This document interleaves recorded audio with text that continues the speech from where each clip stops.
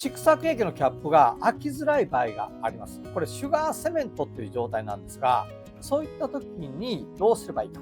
実は使うのはこちらです。ドライヤーです。ドライヤーでずっとこう熱を当てていきます。熱をずーっと当てていってですね、キャップの部分を十二分に温めてもらいます。十二分に温めていただいて、ちょっとこれがね、熱くなるぐらい温めます。で、温めておいて、熱くなって火傷するとダメなので、こういった布を用意して、布でですね、開けると、この通り、蓄積液のキャップが開きづらい場合は、こういう風にドライヤーで熱を入れて温めておいてから、タオルかなんかでキャップを押さえておいて開けてみてください。簡単に開くはずです。